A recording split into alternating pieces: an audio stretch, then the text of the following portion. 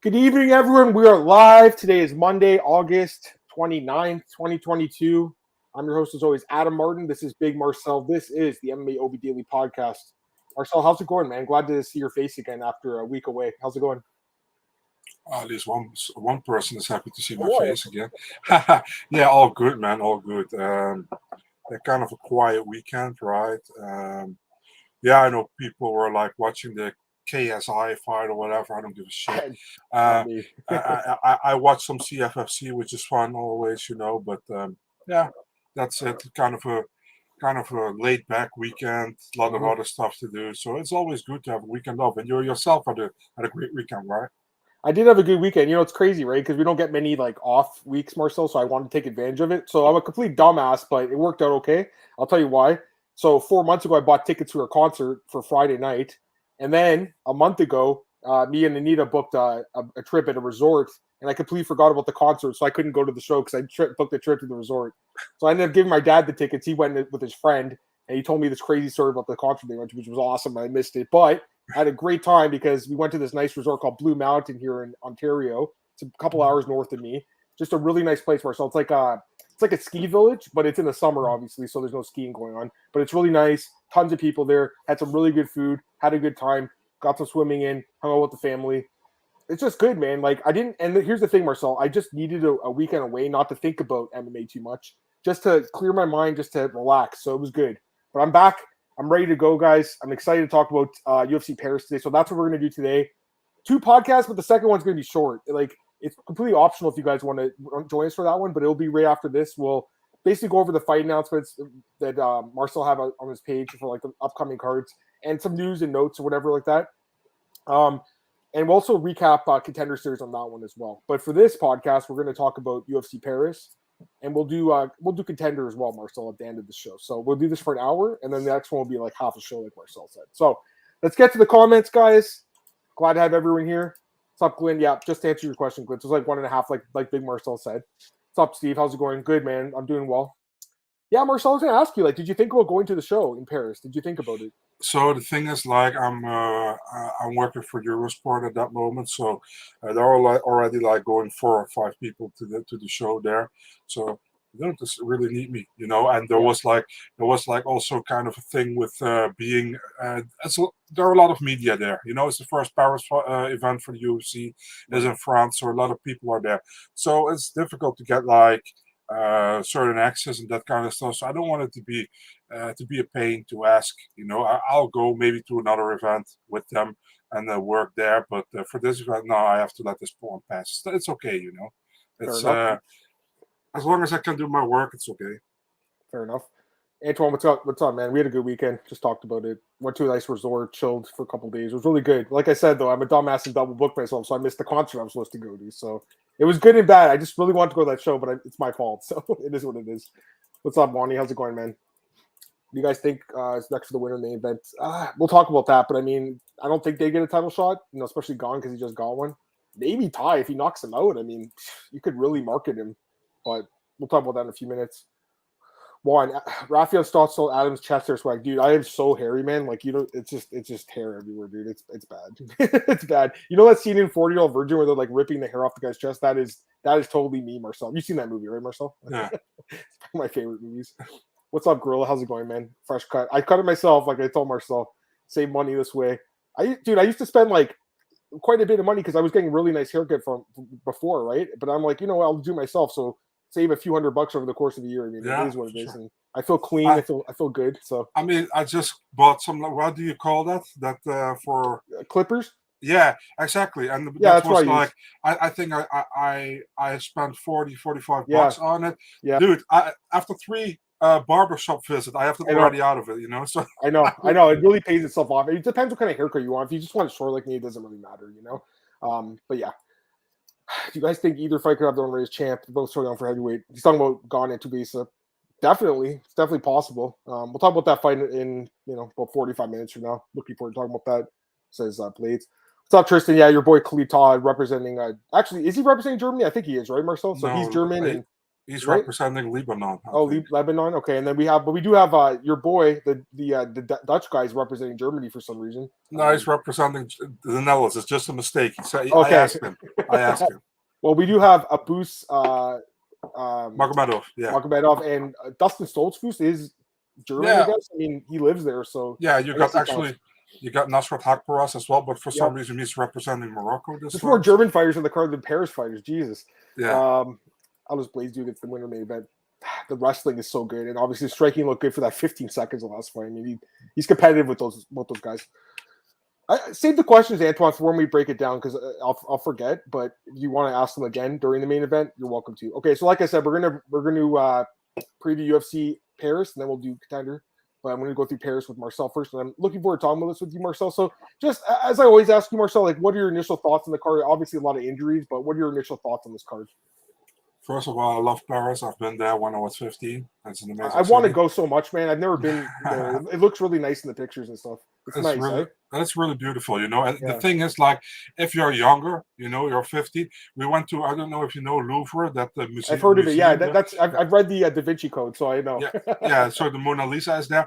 Yeah. But you know, if you're 50, you don't give a fuck about art. Yeah. You know what I mean? So we were just hanging there and see it, and the teachers were like, "You gotta see this. You have to sniff the history here," you know. And we were like, "Fuck off. We just want to sit and relax," you know. And if you think now, I was also at the Versailles Palace. If you think now, we had to do something outside of the gardens and inside of the palace, you know. And we were split in two groups. One group did the inside and one group did the outside. That was my group, the outside. And after that, we just wrote from each other what was over. So we didn't went inside. And if I think about it now, it's like, what a dumbass, you know. I could have been inside the palace. It was so beautiful when I see it in pictures. But I just couldn't give a shit when I was 15, you know. And we went to alongside the Moulin Rouge and that kind of stuff, the red light district in France, and that kind of stuff was fun, you know. But yeah, it's beautiful. But about the card, let's get back on topic. I'm sorry. I mean, I'm not too. I don't think for the casual fan it's a great card, you know. But I think for people who like to watch MMA a lot, I think it's not a bad card. You know, there are a lot of newcomers, fun prospects on this card. There are a lot of there are French fighters on this card. I think there are certain French fighters missing on this card, but there are French fighters on this card. A lot of European fighters, guys who have problem with visa issues or something, who can fight on this card. So it's okay, you know. It's a fight night. It's a first round of Paris, and it's not a pay-per-view. So I think it's an okay card. I would give it on paper, give it a 7 probably. I kind of agree with you. I mean, I think there's some really good fights, and then there's some, you know, let's be honest, there's some throwaway fights, and there's a lot of newcomers. I actually had to do more tape study for this card than like any card recently, because there's like half these guys are debuting, right? And I didn't really know a lot about them, and girls too, I should say. I also feel like the bout order is a little strange, and I talked about this on Twitter today. I really don't understand why Imavov and Buckley's on the prelims. That is one of the best fights in the card. That absolutely should be in the main card. And you know, people have responded, including a couple of MMA managers. They responded to my tweet saying, "Well, it's because the UFC wants people to watch the prelims too." But there's no ratings really because it's ESPN Plus. So you're not getting ratings out of this. Are you really getting more people to subscribe to watch Buckley and Imavov? It doesn't change anything. It actually doesn't change anything because they'd be watching the main card anyway. So I just don't really understand the argument for this card. There's certain cards I understand an argument for, like where you put a really good fight on like the ESPN prelims, Marcel. I get that. But in this case, it just doesn't make sense, honestly. What are you going to say?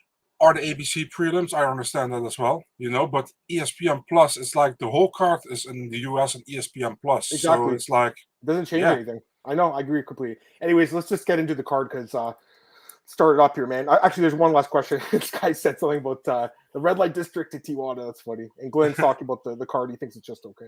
All right, let's get into it, guys. I'm looking forward to talking about this with you. All right, let's start off with the first fight, which is a replacement fight. Stephanie Eggers filling in on short notice for Zara Farron against Ailin Perez. And the odds for this were very, very steep, Marcel. Very steep. Minus 330 Egger, plus 275 Perez. Let me start this one off, Marcel, because I got to be honest with you. I didn't really know much about Ailin Perez before this card, so I wasn't too familiar with her. Did the tape study. I think she's a really good prospect, man. I think she's got a lot going for her. You know, good everywhere. Really good ground game, obviously. That's where she's won most of her fights, taking her opponents to the ground, beating them up on the ground, getting them out, pounding their faces in. Her last fight, I mean, she beat the girl so bad that the corner stopped the fight. The one loss she had was she was beating the girl really bad, and then she just was stupid and threw an illegal knee. It was basically like what Luis Saldana did a few weeks ago and lost the fight, although he didn't lose this fight, he had a draw. But the point is, like, she's really good, actually. I think she's very good. I just do question the competition a little bit. A lot of, fighters that aren't good that she's fought. That's the biggest question mark for me. But I do think she's a good prospect, man, from Argentina here. And I think, she could do well in the UFC because she has a good ground game. And also she has fought a lot of fights at featherweight too. And this is a featherweight fight. We should mention that, Marcel, because I believe with the short notice, Marcel, that's why it's a featherweight bout. So Egger's moving up, although she is a strong girl. Anyways, let's talk about Egger, obviously coming off a bad loss to Mayra Bueno Silva. And I watched the fight again this morning. Yeah. I really hate the way the fight ended because it was just so unsportsmanlike for her not to admit that she tapped out when there was people watching from outside the cage that saw her tap. And it was pretty clear that you wouldn't let go of that unless someone tapped. So I just think it was really lame for her to like act like she didn't know how to speak English all of a sudden. And like she just ignored what the referee was saying. Like Chris Ione's like, did you tap? And she just like didn't say anything. He's like, all right, we'll go to the replay. Then they asked the judge and she loses. So that's disappointing for me. But the other fights, she looked okay. The Cortez fight, her first one, got grappled by a really good grappler, which could be a worry here because she is fighting a girl who's a grappler. And with Shayna Young and Rose Clark, though, she out-grappled them, right? Obviously, it's the judo background. So I think that judo background is the key here to this fight because, she is fighting a girl that's very good in the ground, but will she be able to get her to the ground because of that judo background? I'm not sure. So if it takes place in the feet, I mean, it'll be interesting. I think Perez is aggressive, but, like, doesn't have a great striking acumen. Neither is Egger either. So I feel like the odds are really high, guys, for this fight. I would pass on this one personally. I'm going to pick Egger, obviously, because she has the experience. And, she is favored for a reason because of that judo background, because she has wins in the UFC. But I did like what I saw from Perez, and I was tempted to pick her myself, but ultimately I'll just go with Egger here for the pick. But I think it's dog or pass, man. I think Perez could win this fight, guys, and the odds to me are really crazy considering she took it on 1 week's notice. So give me your thoughts on this one. What do you think about Perez, if you know anything about her at all? Yeah, it takes on 1 week's notice. By the way, it was 145 from the start because I don't know where that was first. I think it was set 135, and then somebody from Argentina said no, it's 145 from the beginning, and then Perez reacted and said yeah, it was always 145. So for Egger to go to 145, one or 1.5 weeks notice or whatever, it's not very very great. I think Perez only lost that illegal with the DQ against Tamiris Fidal, who's also in the UFC right now. Egger is she's not consistent. You know what I mean? She's not consistent. She didn't look good against Mayra Bueno Silva, in my opinion. She looked bad against Tracy Cortez, very bad actually against Tracy Cortez, in my opinion. But then she looked good against Shayna Young, but I don't think Shayna Young is really UFC caliber. And Jessica Rose Clark, man, that was such a quick fight. I mean, she looked good in that fight, but Jessica Rose Clark, yeah, she got beat with an armbar. I feel like I'm taking the dog here, man. I don't blame you at all. I think she has a good chance to win. Yeah, I don't blame you. Yeah, man. I mean, why not? I think she has a good chance to win. Even I would take her, man. I think she drags her to the ground and she finishes with ground and pound, man. I think even first round or second round stoppage, man. I think it's possible too. I mean, I really liked what I saw from the girl, but again, I really do question the competition, guys. Like that's the problem. I do watch a lot of regional MMA because one of the websites I write for, I do regional MMA. And the number one thing I see in regional MMA is if you have a good ground game, you can beat pretty much anyone in the regional scene. And that's what I'm seeing from Perez. But she does look strong. She does seem, she's young. She's improving. So I think she could win this fight, especially because of the full camp, short notice situation for Egger. But again, the lack of UFC experience, the lack of good opposition, that worries me. So I'm going to go with the favorite here. But it's by no means a safe pick. I would not bet on Egger in the spot. It's dog or pass, and I don't blame Marcel for taking a shot. Let me get some comments, guys. Glenn, I agree. I mean, that's what I saw. Like, again, she looked great against this competition, but it's low-level competition. Having said that, sometimes people are just really good fighters, and they're fighting who they have to fight, So she's good. Egger wins. She momentum after no contest. It's not no contest, right? It's a loss. Hey, Moise, how's it going? I see what you're saying, Moise. I don't know. Like, there was a judge right there, though. There was literally a judge beside the cage that said that she tapped. I think it was Ron McCarthy. That's John McCarthy's son. I don't think he would lie about it, Then again, she, it's not fair to accuse her of lying necessarily. I don't know. There was two other people. Apparently, there was two other officials, too. It was the judge and two other officials saw her tap. That's what I heard right about. Can we put this to bed? It's not it's not even interesting really to talk about it. I think it happened. It's not any big thing to have. It's not a title fight. It's not a you're number right. one contender fight. Whatever. It's like. Do you think this girl could sub her then? Like, because she did technically get subbed. Do you think? I think it's possible, but I go with a TKO. I go with that's how she wins a lot of her fights. And again, if you just look at her record, when I looked at Perez's record, I'm like, oh, she must be a striker. Then I watch her fight. She's not a striker at all. She's a grappler. She just finishes people on the ground with ground and pounds. So, get some comments here. What's up, Alex? How's it going? Glad to have you here, man. As always, judges gonna be watching that weasel. It's funny. By the way, I've never seen them poll the judges. That was the first time I ever saw that in that fight. That was strange. Ron McCarthy lied to get Egger to Bellator. Jourdain is great. We're going to talk about him in a few minutes, Charles. Hey, Alex, how are you doing, dude? After yesterday, it's all good. That's funny. Okay, let's get to the next fight here, Marcel. So let's go to the next fight here, guys. We have Cristian Quinonez taking on Khalid Taha, Marcel, in the UFC bantamweight division. And interesting fight here. Odds for this one: Taha minus 130, Quinonez plus 110. What do you think, man? Yeah, to be really honest, man, I'm really surprised why Khalid Taha is a favorite. You know what I mean? I understand he has the UFC background and he's been long in the UFC. And what's his name again? German guy here in the chat. He's going to be upset with me, Tristan. Dude, you're going to be upset with me again. But listen, man, Khalid Taha, not a bad fighter at all. Don't get me wrong. I think he's solid, but I think I wouldn't give him to be a favorite. If you look at Cristian Quinonez, I think he's kind of a lethal guy. I really like to see him fight. Had that fight against a Chinese guy, long. What's his name again? Long something in the Contender Series.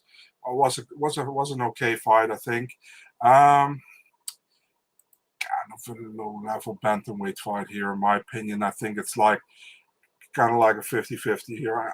I tend to feel like go with Quinonez, but wouldn't be surprised if Taha wins. But I'm going with Quinonez just to annoy Tristan. Just kidding. It's just my gut feeling. I think Quinonez wins decision. I'm picking him too, Marcel. So it's both of us here with the consensus dog. I thought I was going to pick Taha because I kind of forgot Quinonez, right? And then I watched his fight in Contender and it was okay. And then I watched his fights in the regional. I mean, he looked good. And here's the thing, unlike Perez, who's really fought questionable opposition on the regional scene, you should look who Quinonez has fought. I mean, they're guys with huge records, he's beaten most of them. I think he's pretty good, man. I mean, he has been finished a couple times, but overall, pretty good fighter. Tall, long for the division, obviously. Pretty good striking, decent ground game. And Taha, it's not bad. Obviously, he's got some UFC experience. He has some power. We saw that against Boston Sammy, knocked him out good. A lot of quick knockouts, though. That's the thing, and it's good and bad. He can knock you out, but the thing is, a lot of the fights that go long, he loses. The only one he really won that went late was the fight against Bruno Silva that he got caught juicing after. So it just makes me wonder. Since that steroid test, Marcel, he hasn't won a fight. So, I mean, it just makes me wonder a little bit. It makes you question the guy a bit. He's definitely a decent fighter. He's, like I said, got some power and grappling, and he could win the fight. But I do favor Quinonez a little bit too, Marcel, because I think overall he's the better fighter. And again, I think he has a little bit more upside being the younger guy here with the longer reach and the height. So it's a close fight. The odds are kind of where I expect them to be because obviously Taha has the experience in the UFC, so I figured he'd be favored, but I'm leaning towards Quinonez. And you think a decision? Is that what you said, Marcel? Decision? Yeah, decision. It is short notice, man, but here's the thing. He was supposed to fight last month against Youssef Zalal, so he's been ready to fight. He had a visa issue. Like Marcel said, there's been some fighters with visa issues on this card. I think Abus is another guy that had some problems with the visas. So it is definitely something to keep in mind. Obviously, I don't like picking short notice fighters, and I did it twice already, and it's not like I want to. But in this case, unlike Egger, who really is taking a short notice, in my opinion, like Quinonez, he was training for that fight last month. So I figured the UFC probably told him, hey, stay ready. You're going to get a fight really soon. Mm-hmm. So I figure he's been training for a fight. So that's my reasoning for this one. You feel the same way about that? Or? Yeah, he was supposed to fight Zalal, I think, right? Yes, last month. Yeah. Let's get some more comments. Juan, I'll answer this question in the next podcast. We just want to get through the breakdowns, but right at 6, we'll do the second podcast for any questions you guys have. I'll take any questions. On the podcast, I'll be Mondays. Yes, 5 to 7 on Monday. Khalid reps Lebanon. He's born and raised in Germany. Speaks German. Correct. Yeah, I actually listened to an interview of him yesterday with what's that for Fighting Sport.de was in German. and ich spreche ein bisschen Deutsch, but not a lot. So, but I can understand it, but speak it is very bad. I had German for like 4 or 5 years in school, so I can understand it, but talking it like this. Right on. Cristian, short nose traveling Europe, jet lag's real is. He thinks Taha wins. Fair enough. I mean, it's a close fight. You know, I was leaning Taha until I watched the guy's fights again, and I'm like, this guy's pretty good. That's why I'm picking him. Torrin Brown, what's up, new subscriber? Glad to have you here, man. Glad to have you here, buddy. Welcome. Short nose for Quinonez will finish. He'll gas and finished. I don't know, man. I'm not sure. I think honestly, of the two fighters, I feel like Taha will gas more, but Cristian, I could be wrong about this one. It's a close fight. You look at the odds. I think it's the closest fight in the card, right? Oh. Chirico and Kopylov, actually, that's a pick 'em. So this is the second closest fight according to the odds makers. So what's up, buddy? How's it going, sweet scientist? And jet lag, that's interesting. It's always something to keep in mind. Anytime there's travel involved, right? So it's definitely something to keep in mind. I believe he was going to beat. Oh, he's talking about Gane. Yeah, he's great. Okay, let's get to the next fight here. Benoit Saint-Denis against Gabriel Fly Miranda. Another guy. Mark, I'll start this one off too because I literally never heard of this guy. I'll be honest with you. I'd never heard of this guy before he was announced for this fight. So watch his fights. I think he's good too. He's not bad. Like they signed some good fighters to this card, even though they're not big names. He's got a good ground game too. He has quite a bit of experience. He's an MMA Masters guy. That's gym that's kind of hot right now, right? Obviously, you have Nate Landwehr's been killing it since he went there. Here's my problem with this guy. The most of the competition, some of the losses he's had are to good fighters like Wagner Hosha, the former UFC fight, for instance. But a lot of his fights are against like nobodies. And even like his last couple fights, like you can't even really get any information on the fights. Like you can't even see like what weight classes and stuff. And like just a lot of misinformation. There's a lot of unanswered questions about this guy, in my opinion. So he does have a good ground game. A lot of his wins are by submission. But now he's going against Benoit Saint-Denis, who also has a really good submission game, as we know. All his wins, basically, except for one, are by submission. The other ones are by stoppage. We saw against Zaleski how tough this dude is. He's also fighting in Paris. We should mention he is a Paris fighter. He's only 26 years old. He's getting better. He's improving. The other guys also fought a lot of fights at featherweight. This guy is a real lightweight. So that's something to keep in mind as well. And the other thing I was going to say is, Marcel, he didn't want to fight in this card. Remember that. He was like, nope, I'm not fighting in Paris because I'm getting married. Somehow he had, I guess he shifted his wedding back a week or something. Yeah. But that just shows you how bad this guy wanted to fight in this card. I think he'll show up and do well in this fight. He is a big favorite. I forgot to say the odds. I apologize, guys. Minus 265 for Benoit, plus 225 Gabriel Miranda. I think the odds are bang on. I think he should be a decent-sized favorite here. The question I have for myself is, like, how does he win, though? Because, again, Miranda, a lot of his wins are by submission. A lot of his losses are, like, knockout or decision.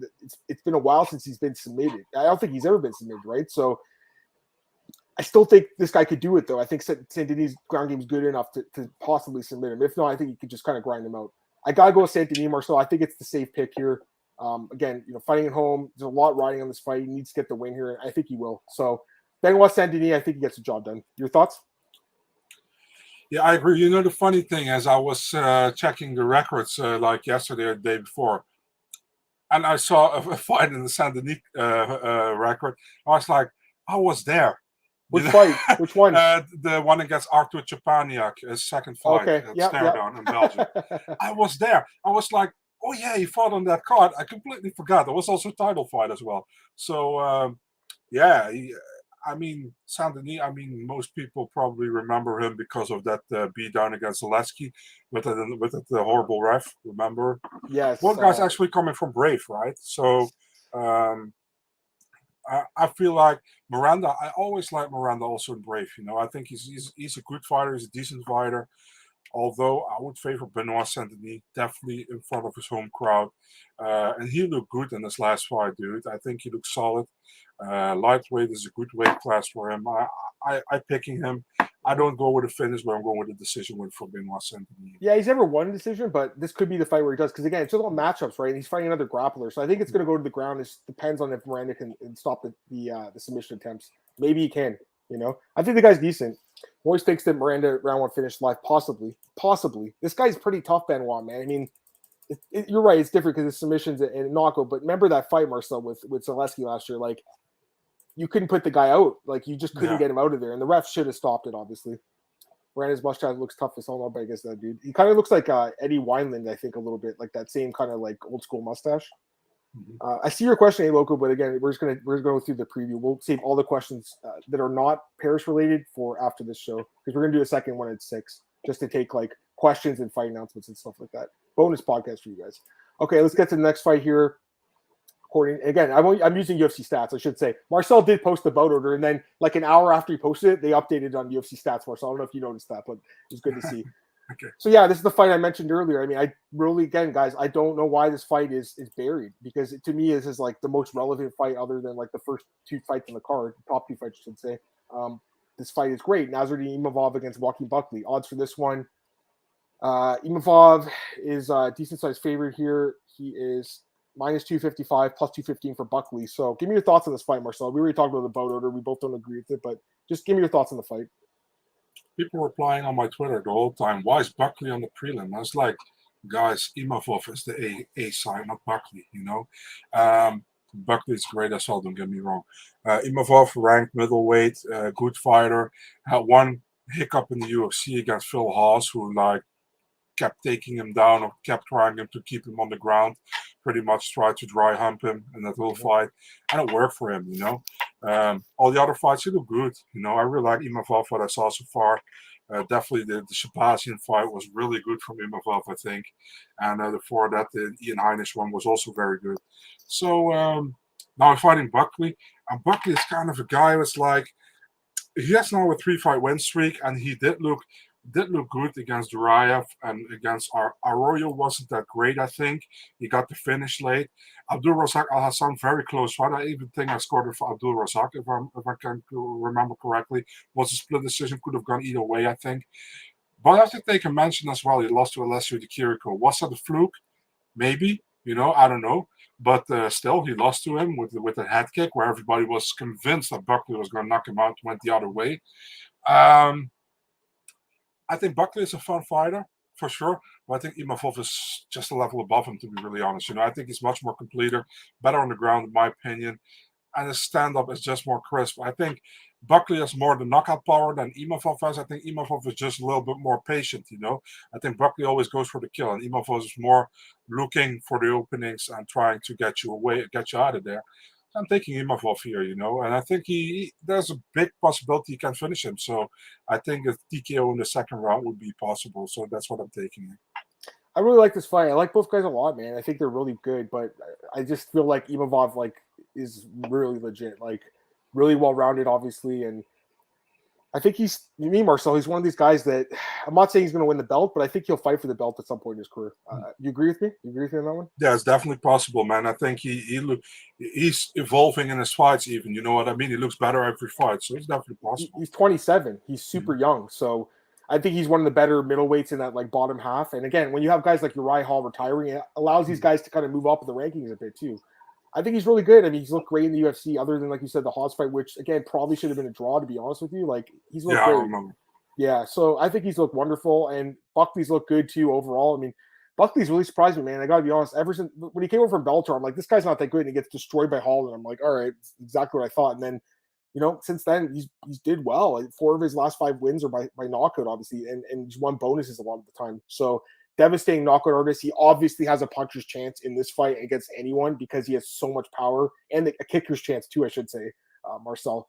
If you look at his stats, I mean, he's got 6 knockdowns in the UFC, and it's pretty impressive. But he's also been knocked down 3 times himself. So I think his chin's not great either, you know. I think Imavov can finish him, Marcel, honestly. I think he can get him out of there. I don't think this fight goes the distance. You don't think so either, right? I don't think so. Do we have odds on that? Odds on this fight not going? Fight not going distance minus 190. I don't think it goes the distance, guys. I think someone's getting finished. I believe it'll be Imavov finishing Buckley. But again, there is always that chance Buckley could catch him with something like a spinning attack or something. I just don't really see it because I think Imavov's just really just well-rounded and just good defensively. And obviously, like you said, fighting in front of his hometown, right? Like, it's crowd. So I think that'll help him out as well, Marcel. I just really think this should have been the main card, especially with him being fighting in France. He's not obviously French birth, but I think this fight should have been the main card. I think it's one of the best fights on the card, and I don't think it's going to go the distance. I'm going Imavov by TKO. That's my pick here. Hit some comments. Heinisch and Shabazian are the hardest people to beat. This is a step up for me. maybe, but I mean, those guys were ranked. I mean, I think Edmund maybe still ranked. I'm on 100%. He's not anymore, but he was back then. So was That's why Heinisch after he Imavov knocked out ranked. Meerschaert. He was ranked. So he did be ranked guys at the time. Right now, they don't look as good, but at the time, with Buckley, like, I mean, I think he's looked good, but he has no ranked wins at all. You know, like Duraev was not ranked. So I know what you're saying, Glenn. I mean, it's definitely like worth noting. Like, it's not the best competition, but I think it's a little better than Buckley's personally. Anyways, let's go to the next fight here, guys. Next one here is Fares Ziam against Michael Figlak. So another France fighter here, Marcel, and Fares Ziam on the prelims here against Michael Figlak. Although this is more of like a prelim fight to me. Mhm. Let me start this one off, Yeah. Marcel. This Go one. ahead. Okay, so first off, was Fares Ziam not released by the UFC like a few Yeah, they months got ago? him back. They got him So back. they did release him. Okay, all right. Because I thought I saw that and I was like, huh? Didn't they cut this guy? Anyways, they brought him back. Obviously, it makes sense. They needed French fighters for this card, especially with like Figueroa and whatever falling off. So they needed some more. Brought him back on. I just think it's a really hard fight. So with Figlak, again, I don't watch a ton of European MMA. There's just so much MMA, guys, that it's hard to watch everything. But I did watch the last Cage Warriors card because it was like one of these like big events, and they had a ton of fights, good fights on it. So I watched it. He was on that card, and he looked great against this Eggy Sarderi guy. And I think his competition in Cage Warriors has been decent, you know? And I think he's pretty good, man. He's undefeated, obviously, as a pro. He has a brother, too. That also fights Mataush. He's also good. So, I mean, they're two good fighters from the same family, which is cool to see. Maybe his brother – you think his brother will be in the UFC one day? What do you think? It's possible. You know, it's definitely possible. I think they are good. I have my eyes on the Figlak brothers in Cage Warriors, so I'm not surprised. Yeah. He got the call, you know, and he beat my countryman Agi Sadari last time out. Yeah, and he looked good. Yeah, he looked good in that fight. He's really good, man. You know, I think he's really well-rounded. The ground game is really good. That's where Ziam struggles, right? His ground game's not great. He got submitted by McKinney. And two of his earlier losses were by sub. The Don match fight, Don basically pushed him against the fence, took him down a few times. Malarkey honestly should have lost that fight, and Jamie had a lot of advantage position on the ground. And then the Luigi Venderbini fight, he did win the first 2 rounds, but he got dropped and was backpedaling the entire third round. That was a 10-8 round for Luigi. Should have been a draw. So for me, this guy's 0-3-1 in the UFC. I'm not impressed. I'm not impressed at all. You know, he is young. He's only 25. He can make some improvements. He has a lot going for him. Like, he's tall, he's long. He's got some striking, obviously, Marcel, but I think Figlak wins. I like Figlak quite a bit here, to be honest with you. I think this guy's good. He's well-rounded. He's solid everywhere. I think he wins a decision. What do you think, man? I'm with you, man. I'm with you here. I think Figlak wins as well. And Ziam hasn't impressed me at all so far in the UFC, you know. And I fully agree with you that he should have lost against Malarkey. I was shocked when I saw the decision, unanimous for Ziam back then. And I also agree with the Van Ramini thing that the third round should have been 10-8 for Van Ramini. So, yeah, Figlak, he's doing well. He got the, how do you say that? The thing going for him. I can't get the word again, obviously. But I'm going with Figlak, so I'm also picking a decision here. Fair enough. Let's get some comments here. Figlak styles EMs, which I remember tape on UFC Fight Pass on Michael. Yeah, I watch his fights. I watch some on. There's something on YouTube too, but there's like you said, because Cage Warriors on Fight Pass have a deal. He looks good, man. He's just good. And he can take guys down and grind them out. He doesn't have a lot of submissions, but that is how Ziam gets finished. So it's possible this guy could actually submit him. But if at the very least, I think he just takes him against the fence and then takes him to the ground after. You know, pins him against the fence, I should say. Takes him to the ground and grinds it out. That's what I think happens. So I'm with you, Moise. I think they're both really good. His brother, Mataush, he fought. What was the guy he fought, Marcel? Good question. There's a big name he fought. Let me just double check because I think it's his loss. Yeah, Pulling it up right now. Ian Gary, that's who it was. Yes, so that's his only loss. His brother. So they're both really good. His brother's a welterweight. So I think he'll be in the UFC eventually. He's on a 5-fight win streak in Cage Warriors too. So he's very good. So I think both the brothers are really good, man. And someone's talking about GM. Yeah, he was cut, but they brought him back for this fight. If he loses, maybe he'll get another one just because they brought him back. But I don't know. John, what's up, man? I like him too. I think he wins. I think his odds are solid on him. I like the odds on him too. He's not too big of a favorite. And he did fight a few weeks ago, Raw Torque. What's up, man? I watched the fight. I just mentioned it. I watched the fight. Yeah, the day before the London card. Yes, he looked good in the fight. He looked great, you know, and he looked great. And Cage Warriors is a solid promotion, as we know. Like, there's a lot of good fighters that come from there. All right, let's get to the next fight here. We got Dustin Stoltzfus against Magomedov, Abusupiyan. That's the long form, but I think he goes by Abus. And this is an interesting fight. Obviously, he's a good prospect, taking on a guy with some UFC experience now. Minus 255, plus 215. And one thing I want to notice is Magomedov's been considered the best middleweight in Germany for a long time. Stoltzfus is number 2 in Germany. He is obviously American by birth, but he lives in Germany. He considers himself, I think, a German fighter at this point. So you basically have the number 1 and 2 German middleweights going at it, Marcel, which I think is really cool. So what's your thoughts, man? I also feel like Stoltzfus is probably from German heritage, because Stoltzfus is the German name. So, yeah, it's definitely a fun fight for Germany. I think I know they're looking forward to it because they're talking about it everywhere pretty much. Stoltzfus, yeah, he finally looked good in his last fight, dude, against Wright Grant. Finally, after not looking good at all in all these other fights. Yeah, the Mercer fight was okay, but then he got finished in the 3rd round, I remember. But yeah, he got that contender series win over Joe Pfeiffer, where he got that was it dislocated shoulder? Yeah. Was it? Yeah. He slammed in the guy, I think it was his arm or shoulder, but yeah. Yeah. So yeah, that. If you look at Magomedov, hasn't fought for 2 years almost, man. A lot of visa issues. Got the last one was in KSW against an undefeated guy, which I wasn't really familiar with, to be honest. But I think his best run was at PFL, remember, where we went into the finals and lost to Lewis Taylor with a very hard knockout back then. The thing is, Stoltzfus, he really looked good in his last fight, but I feel like Magomedov is a more talented guy. You know what I mean? And if he still can bring back the fight spirit and the way he fought like 2 years ago, I'm picking Magomedov, man. And I even seen a finish in this one, maybe a TKO later in the 2nd or 3rd round for Abusupiyan or Abus Magomedov, whatever you want to call him. Yeah, it's interesting. It's a good fight. Like I said, number 1 and 2 German middleweights is a good fight. I didn't know a lot about this guy. I kind of remember the fights from PFL, and obviously that fight with Lewis Taylor is not very, very long. He gets clipped with a left hook and got dropped and brutally knocked out. He was out too. It was a really bad knockout, and that was $1 million on the line, right? But the fact he went to the finals is kind of impressive. Yeah, I think he's pretty good too. Watch his tape. It's on YouTube. You can watch his fights. A lot of his fights, not all of them, but some of them. And I think he looks good. He's well-rounded, good ground game. And that's the thing, he has a good ground game too, and that's where Stoltzfus is good, right? On the ground. His stand-up is not good at all. So I just think this guy can match him on the feet, and then on the ground, match him there too, if not beat him on the feet. So I think he's better overall. That's why I'm going to pick him. I do feel like the odds are a little bit inflated here just because, I guess, because of his record and the hype behind him a little bit. But I think it's a competitive fight. I just got to pick the guy. I wouldn't bet on it myself, though. I'm going to stay away from this one, Marcel. It's a stay away fight for me, but I will take Magomedov to win the fight. That's my pick in this one. Let's go to the next one here, guys. Next fight is Charles Jourdain against Nathaniel Wood. This is, to me, I think it's the best fight in the card. You agree with me?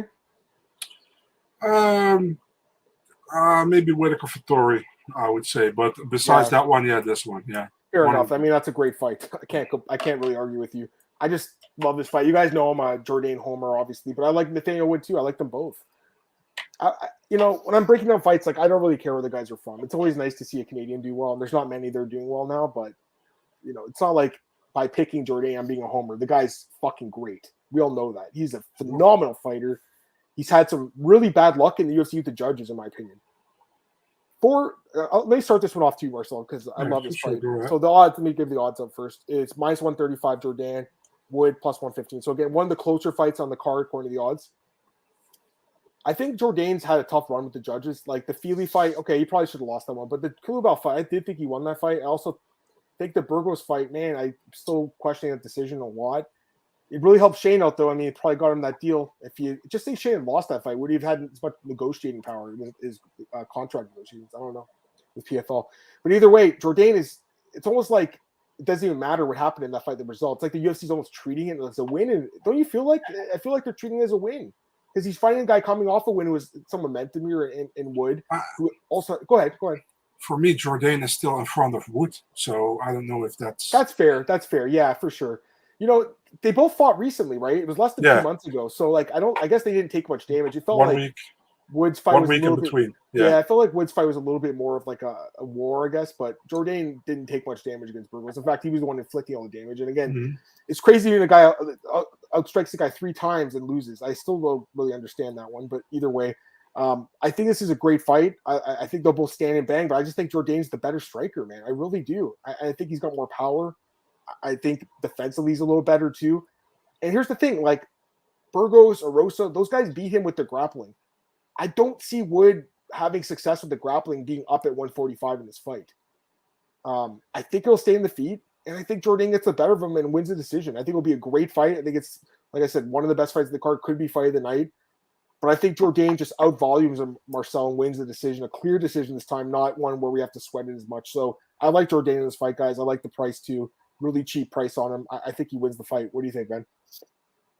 Charles Jourdain. You're doing it great then. Nathaniel, the prospect Wood. You should still go with Nathaniel Morningwood for the 6,000th time. Then you're doing it right. So I like both these guys. I think they're both great. Very, how do you say that? Attractive? Is attractive? No, it's not the right word. What do you say that? Entertaining fight to watch. Attractive. They both look good-looking guys. I mean, yeah, but that's not what I mean. Very entertaining fighters to watch. I feel like Wood in his last fight, he had Charles Rosa. Charles Rosa super tough, but wasn't really competitive to me. It was a fun fight, but wasn't really competitive. If you look at Charles Jourdain against Shane Burgos, was competitive. Very competitive actually. I think the third round, Jourdain did great. Did really good. First round kind of 50-50. Second round, clear round for Burgos. So yeah, what can you say? I don't think what I said last time after that fight. He might have lost the fight on the scorecards, but he didn't lose any stock on that fight. If so, he even get more fans out of it. Good fight from Gomis with Jourdain here. I think he has more ways to win actually. As long as he doesn't come on the bottom, on the ground. If he gets on top, you saw he could get Lando Venata out of there if he wanted to do that. But I expect also a standing battle, and I think Jourdain is a little bit more sharper, a little bit more precise with his striking. So I'm taking Charles Jourdain here as well. I'm also taking a decision, by the way, not a finish. Yeah, I know Wood got knocked out by John Dodson, but again, that was lower weight class. I feel like his chin's going to be a little better at this weight class. I think it's going to be a war, guys. I really do, but I just think Jourdain's going to be too much for him, especially in the third round, Marcel. I think that third round he's going to look really good in, just like in the Burgos fight. Like the amount of strikes he landed in the last fight was just obscene. Like, let me double check how many it was. It was just crazy. Like Jourdain's last fight. So he landed 113 significant strikes. Burgos landed 42. There was grappling involved, and that's why he lost. But that third round, he outlanded him 84-26. That is insane. That's a 10-8 round, guys. Like, that fight should have been a draw. Adam. Yeah. I gotta ask you, man, because I remember that the two big prospects. I remember the biggest prospect from Canada, TJ Laramie, actually a featherweight, and he beat Charles Jourdain in TKO back then. So there was a lot of more hype between TJ Laramie than behind Charles Jourdain.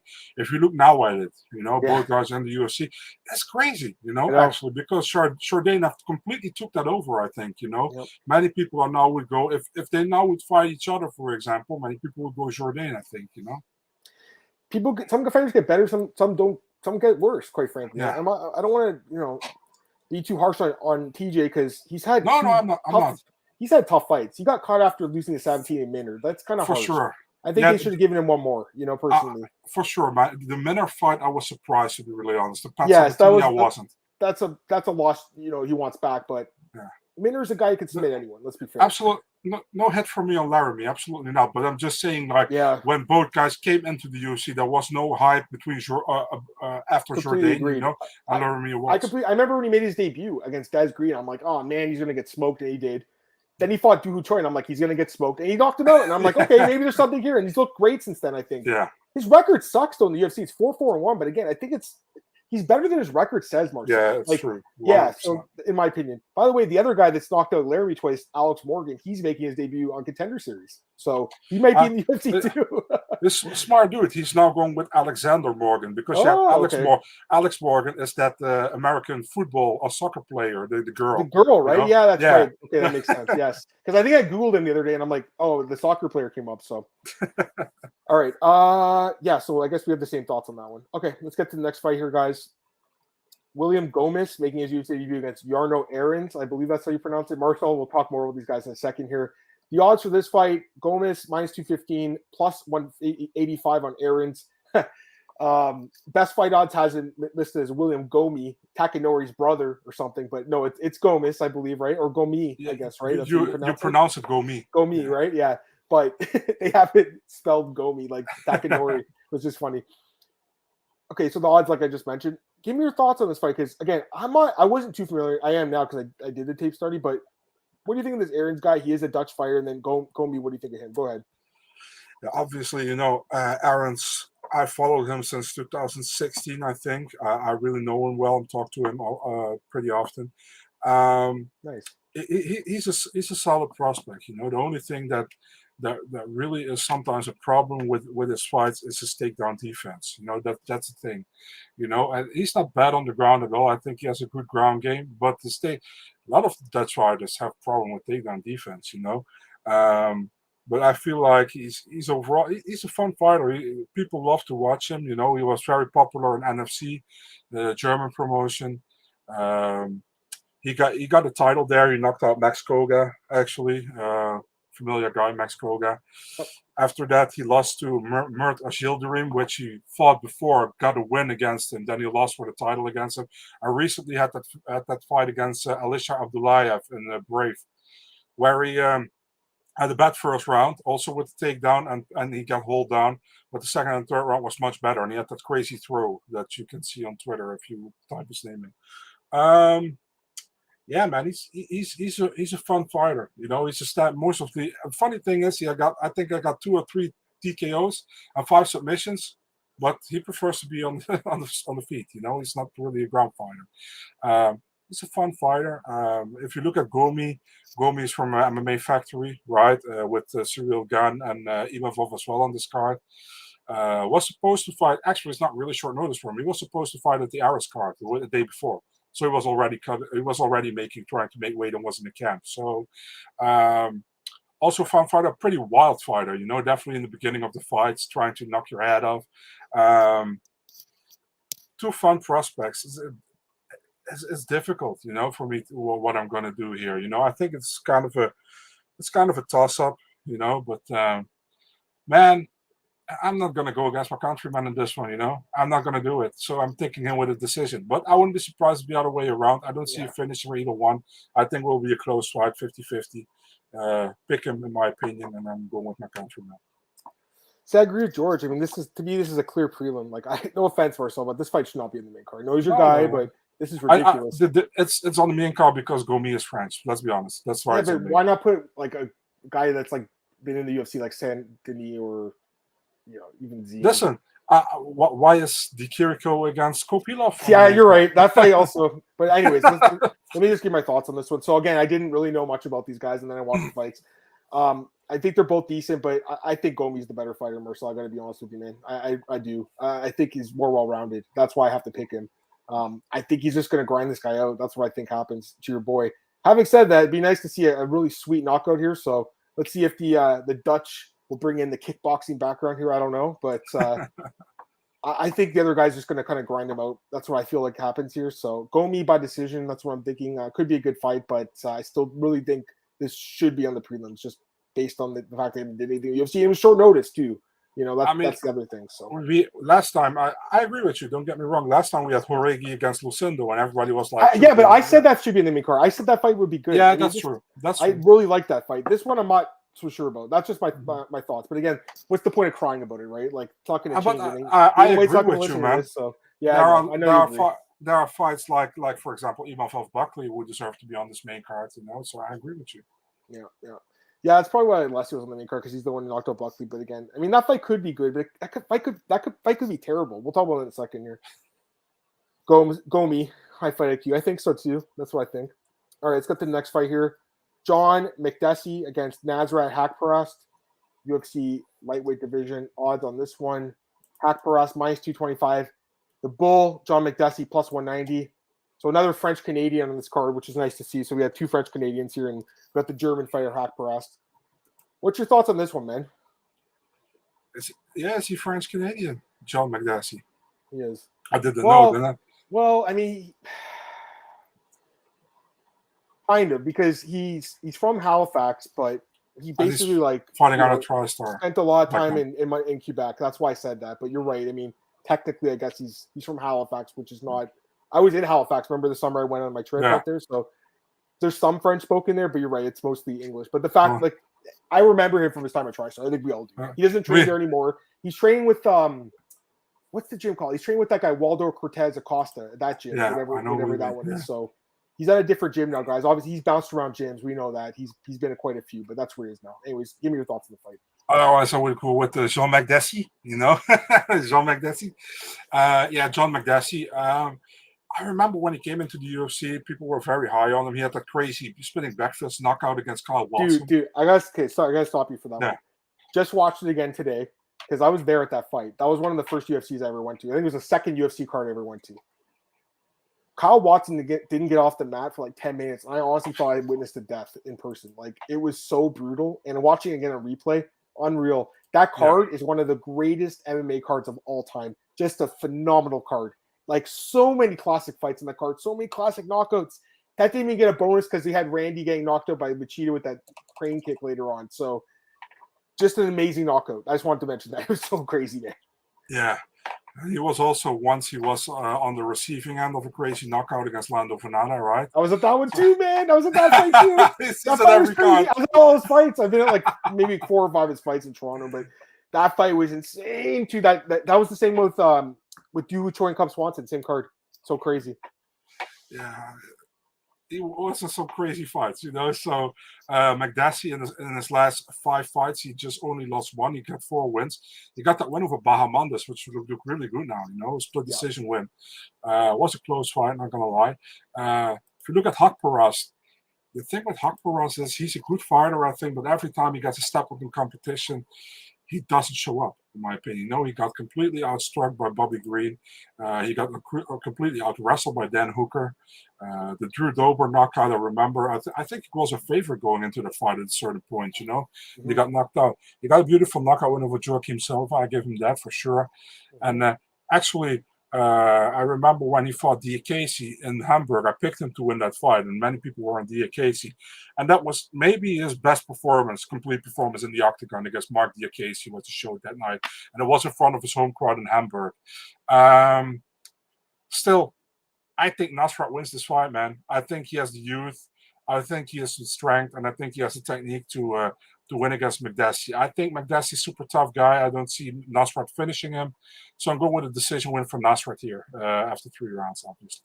Yeah, I think this fight's super competitive, man. I think this fight is really close, guys. I really do. Like, here's the thing. Haqparast has a lot of advantages. He's 10 years younger. I mean, you guys know I love that. I almost pick that. He's got the reach advantage, got the height, got the southpaw, all that stuff. Like, there's a lot of stuff on paper that I like, but he's not really doing it for me, man. Other than that big left hand, like, he hasn't really shown much in the UFC.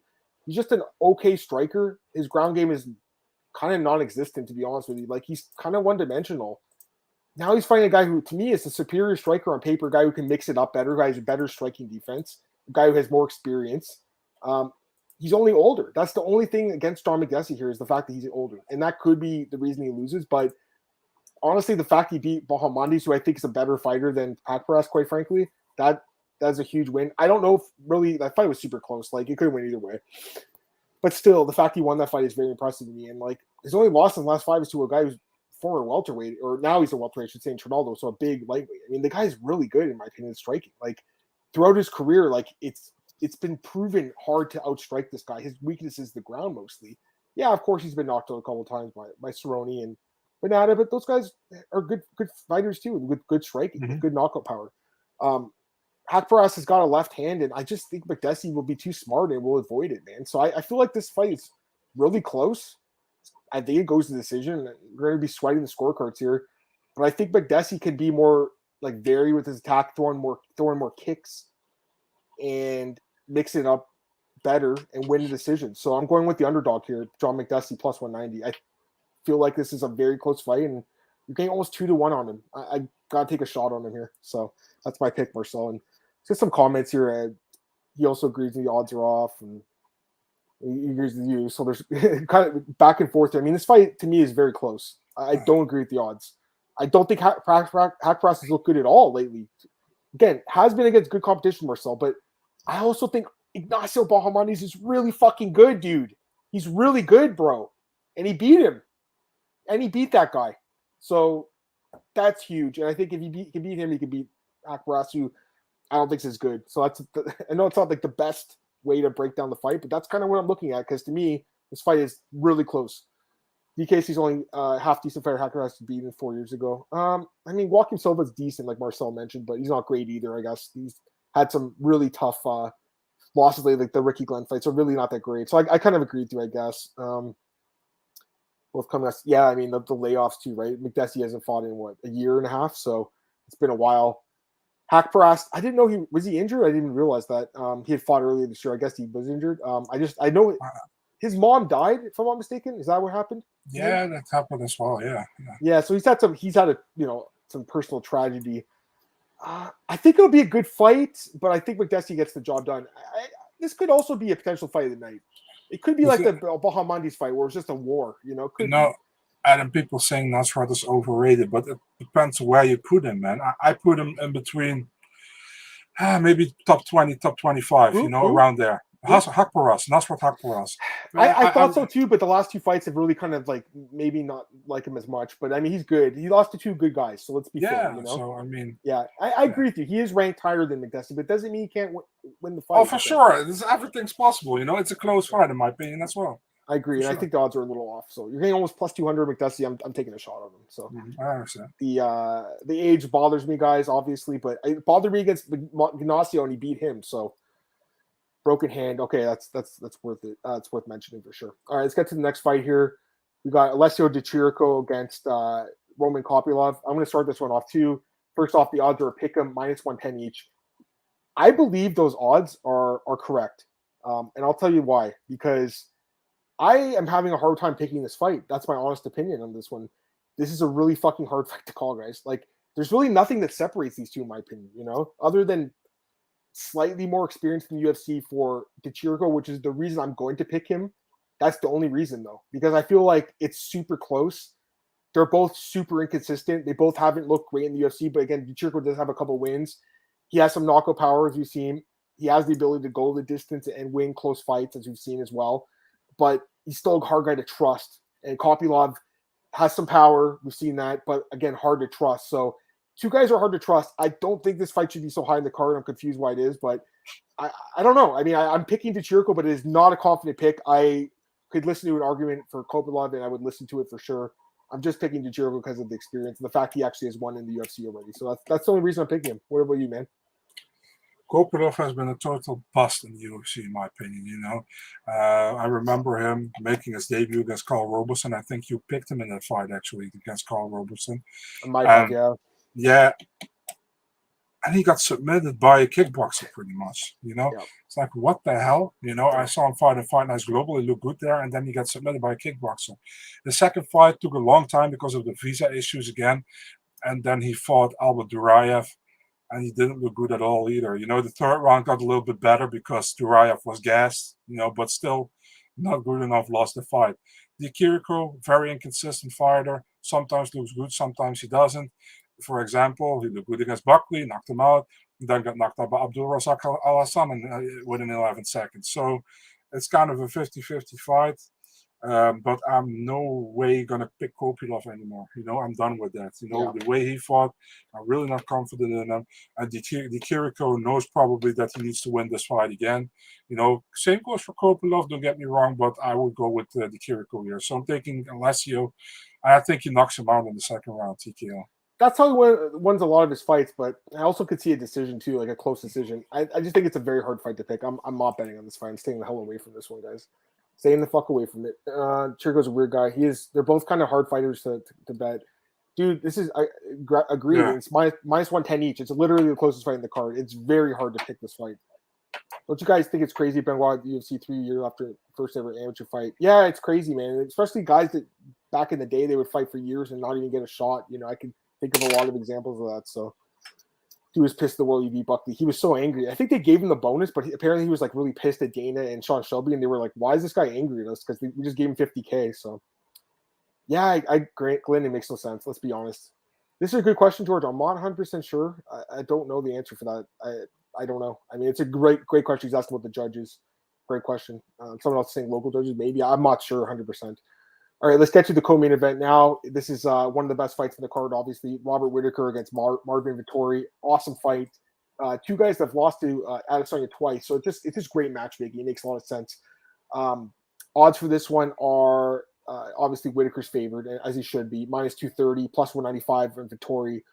Who do you think wins? Do you think the odds are a little bit high? What are your thoughts, man? Kinda, a little bit high. Would be more of also a bit much of a 50-50 fight, I think, because I think many people underestimate Marvin Vettori. That's what I think. I don't think people overestimate Robert Whittaker, but they underestimate Vettori. Vettori has looked good in many of his fights, I think. The thing is, you saw again against Paulo Costa, he struggled in the 5th round, remember? But he pulled through, this is only a 3-rounder. For me, it's like, who would be champion if Israel Adesanya wasn't in the division? And now many people in the comments going to say Alex Pereira. But I mean, between these two, I would say Whittaker. I think Whittaker is like a very complete fighter in my opinion. I really like what I saw from him, and he's fighting smarter now. I think as well. He fought much more smarter against Adesanya. He still lost, but it was a close fight. Could have been 48-47 for him. It was that close. So for me, it's like. You got to take in mind as well that Vettori is 28. I think Robert Whittaker is a little bit older, not much, but he's a little bit older. So Vettori has maybe more upside to keep growing. Still taking Whittaker here, dude. Can't go with Vettori. I think Marvin is great, but I'm going with Whittaker, and I'm seeing a decision win here. This one's tough too, I think, guys, honestly. I don't think it's as easy as it seems, I'm going to say that because I was talking to my good friend James Lynch. We golfed last week and asked him his thoughts, and Cole Shelton too. They both say Whittaker without hesitation. I'm just like, I'm not so as confident, Me neither. Because I think Vettori's really good, and I think he's underrated, man. I really do, and I don't think people give him enough credit. But that being said, I mean, Whittaker should have the takedown defense to keep it on the feet, and on the feet, he's obviously the better striker, right? He should be. I think if this fight was 5 rounds, it'd be a little more interesting, to be honest with you. I think this fight should have been 5 rounds. I'll say that to you. I would have preferred this was 5 rounds over the main event, guys. I get why they gave Gane the spot, obviously, but I think this should have been the main event. I think it goes to distance either way. I think that's the better play here. That is minus 280, so it's a little higher, obviously. Or minus 220, actually, I'm seeing it out there as well. It's a little higher depending on where you get it, but I feel like this fight goes the distance most of the time. I would say it's like a 90% chance it goes the distance. You're getting like some positive expected value, in my opinion, on that. I think Whittaker wins, but I wouldn't cap him as high as favorite. I'd be like minus 150 Whittaker. So there's no quote unquote value, in my opinion, on the line. I do think he wins. That's my pick by decision. Maybe that'd be the way to go instead. Whittaker by decision. Again, that's even money. So you're not even getting great. Actually, you have to lay juice on it, some books. Just in case the judges get involved, and just in case Vettori does show up improved on the feet, which he could, I would rather take the prop on the fight going in the distance. I also feel like Vettori by decision at plus 350 is interesting because I think that's how he would win. I don't see either guy really knocking each other out. I just think it's going to be a really close fight that Whittaker probably wins because he's the superior striker. I think it's going to be a good fight, but I just wish it was 5 rounds, man. I feel like for some fights like this, guys, we need those 5 rounds. Do you agree with me on that? Yeah, but they want obviously they want Gane as the headliner, but I agree with you fully. For sure. Does anyone know that Whittaker injury? I'm not 100% sure because I know the fight got pushed back, obviously. Hey, Zishan, what's up? This is something I was going to mention. So Whittaker's talked about this today, actually, on Submission Radio. He said he wants to go to 205. Not now, obviously, but in the future. And I think the reason why, Marcel, it's simple because he's lost twice to the champ and he needs to do something else. How would he do at 205? Not well, in my opinion. But having said that, when he moved up to 185 originally, fought Clint Hester, I'm like, this could be a bad match against a big, strong dude, and he destroyed him. He destroyed him. And he became the champ. So, yeah, he's good. And I think he can actually win fights at 205, guys. I think he'd be better at 205 than like at Usman, personally, but Go ahead. As honestly, I think that's the only time I pick against Robert Whittaker in the UFC was against Clint Hester. And I think about it back, it's like, why I did that? Bro, you're not the only one. I also did the same thing. I'm like, this guy's moving up in weight. He's coming off some losses at welterweight. It's not going to look good, and then he looked amazing. So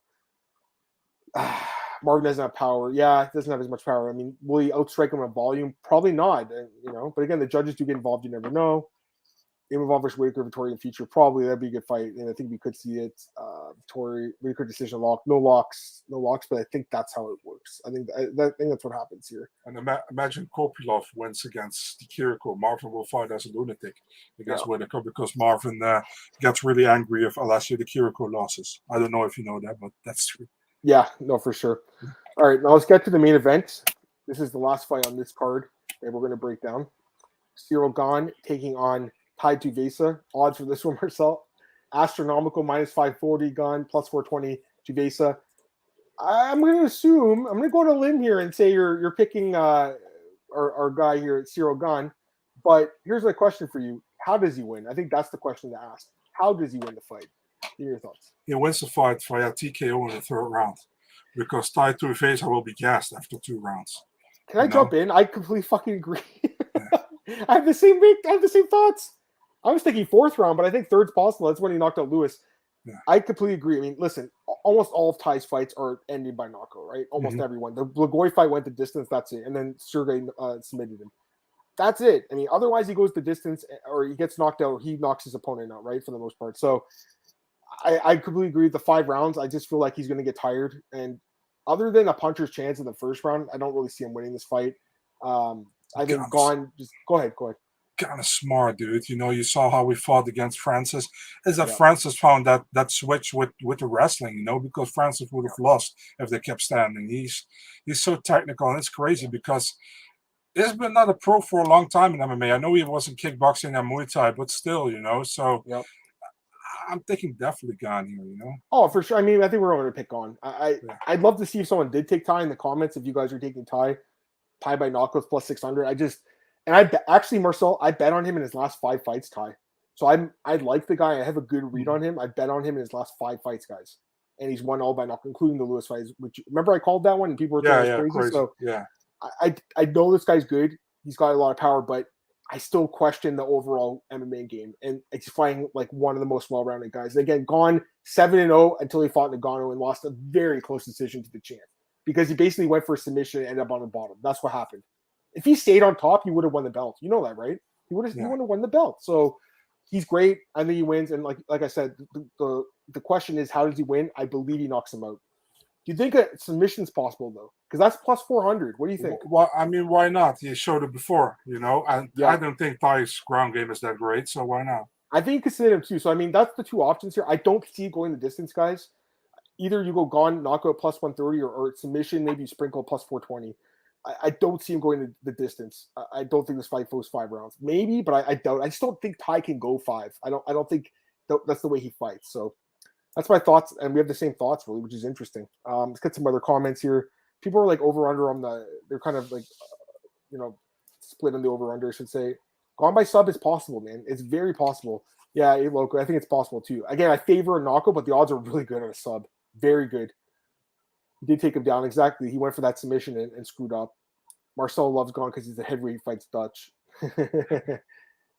Kai shouldn't be ranked. I mean, he knocked out Lewis, but he has losses to guys that are ranked low, right? Like Spivak, he didn't ranked yet, and he submitted him. Possible Ty wins. He could knock him out. He's a puncher's chance. That's plus 600 for a knockout, but I think Gane wins. I don't think Gane won the fight, man. And I mean, I think a lot of us I bet on him in that fight, and I thought he lost 48-47. Which they better for Ty to walk out. I'm Blue Eiffel 65 or any LNZ song. I don't know who the second verse is, but that first song is like a classic, dude. So yeah, don't you know Alizé? No, who is that? Like, give me a song by him. She's a French singer. She had that song Moi Lolita. I might know it. I know the other one for sure because I used to watch that music video with those blue guys dancing and stuff. So I know that one. Do you guys think Gane should have won the Nagano fight? No, I don't think so. I think they got it right. All right, so that's it for UFC Paris. Man, I'm looking forward to it more than I was after talking to you now. I always look forward to Mondays, man, when you do the podcast. You always get me hyped up, Marcel, even if you're not hyped yourself. All right, we'll take some other questions if you guys want, but I want to do the Dana White's Contender Series preview really quick, and then we'll do a second show that's a completely optional show for you guys to join, but we're just going to go through some fight announcements. But before that, we'll do Contender Series. Everyone weighed in successfully. Is that correct? I think everyone's good to go. I think so, yeah. Yep, so that's good. No canceled fights or no people showing up way overweight. We actually have fights to go. Yes, Marshall is on the graveyard shift. It's pretty late for him. Cool. Was it 1 o'clock there? So it's late. Lock. Oh, just to answer this question quickly.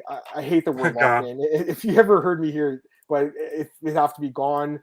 And then gone. I like Figlak a lot too. A lot. I said lock. I like Saint Denis.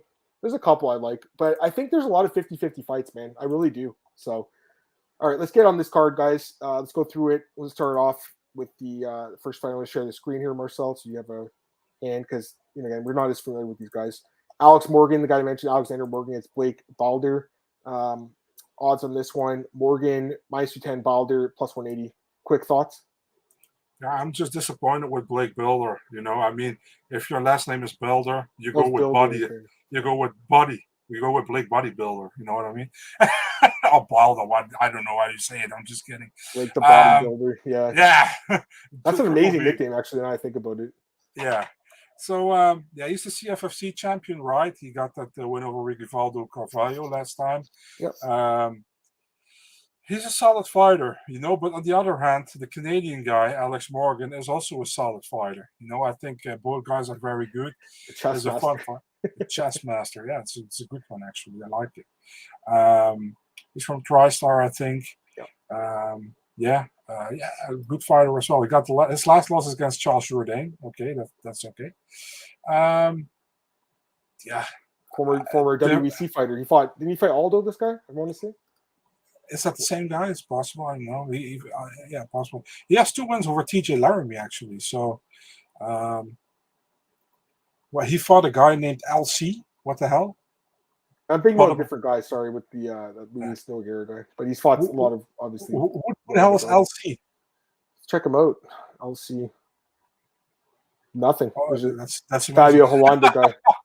Interesting. Yeah, it just says hidden, so I guess he wants to hide his name. I don't know why, but it's interesting. Okay. Anyways, yeah. Yeah. So Morgan. Yeah, probably. Yeah. I think so. I mean, you know what? He's fought a long time too. Look at all the amateur experience. He's been fighting for basically as long as I've been covering the sport. He's been fighting, which I have nothing but respect for guys who've been doing it as long as I have. Obviously he's fighting. I'm just saying I've been writing about the sport for a long time now. It's 12 years now. So these guys that were coming up when I started doing it, I have so much respect for. Even fought Kyle Nelson's an amateur. I think he wins too. I think he gets the job done. You think he knocks him out? More on the decision here. Okay. We'll talk about the other last week contender on the next podcast too. We'll give our thoughts on the contracts. Victoria Dudakova against Maria Silva. Odds for this one: Silva -265, Dudakova +225. What do you think of those odds? I mean, they're both undefeated, but the one girl's a huge favorite. What do you think? I agree, man. Maria Silva is legit. We saw her last year as well against Katrin Poprocki, also on the Contender Series.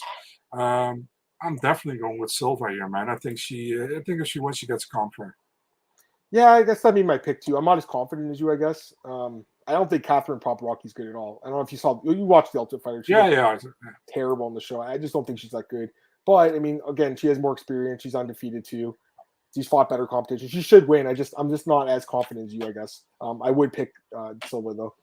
Rodrigo Lidio against Mateusz Rebecki. By the way, I love that name, Mateusz, by the way. Just a good name for a guy. Like, strong name.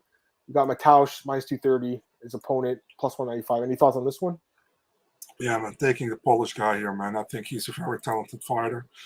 He's, I don't know what I have there. He's 29 years of age. Okay. He has look good in his fights. I saw actually many of his fights. He's a really good fighter. I'm definitely taking him, man. Good signing by the UFC, eh? This one. Yeah, and he got a win over Nassourdine Imavov's brother as well. So yeah, was a really good fighter. Dagir? Yeah, that's Nassourdine's brother. Oh, okay. I didn't know he had a brother. Oh, I guess I'm kind of surprised they didn't sign him too. I mean, he's on a 2-fight win streak, but not as good, I guess. Yeah, I mean, this guy looks solid, right? So let's just take a look at his opponent quick. Rodrigo Lidio. Don't know a ton about this guy. He is an LFA guy. Fought in that LFA Brazil card, I guess. Just recently fought a lot of Future FC is that's it's not the promotion. What's his name runs? The guy with the big haircut, Johnny Walker's former manager. What's his name again? Lucas, that guy. I think that's his promotion, right? Lucas Latkas. Yeah, that's his promotion, I think, Yeah. right? Future FC. Yeah, so that's a good. You told me about that years ago. Good promotion, but I still think that the Polish fighter wins. Quickly, Matej Penaz against Cedric Dumas. What do you think of the odds for this one? Because you got Penaz is the favorite, minus 150, but Dumas plus 130. That's the guy that has all the hype behind him. So I'm a little surprised with the odds. What do you think? The problem was with Penaz is a former glory kickboxer, Okay. So many people know about him. He came into MMA, I think, in 2020, 2021. He's not too long in MMA. He got some good wins, But how's his name? SD Dumas. Yeah. I think Cedric is his full name, right? I like his fights. I saw him fighting at Icon. He's entertaining, but his opponents he fought aren't that high level, in my opinion. So that's probably why Penaz is the favorite. It's difficult, man. For me, it's kind of more of a pick 'em, But if it stays standing, I would say to Dumas take it to the ground. Although he's not really a ground fighter, in my opinion. So I understand why Penaz is a favorite here. Yeah, fair enough. Then the last fight here, Marcel, the main event. Last one we'll talk about for this show. Kazuka Kinoshita against Jose Enrique. Not too familiar with these guys. Any thoughts, the odds for this one? Minus 200 on Yusaku, plus 170 his opponent. Any thoughts? Yeah, it's kind of weird for me to be a main event, to be really honest. I would slightly favor the Japanese guy here, but actually these two are more unknown to me than all these others. You know what I mean? So it's kind of weird they put this as the main event, but we'll see.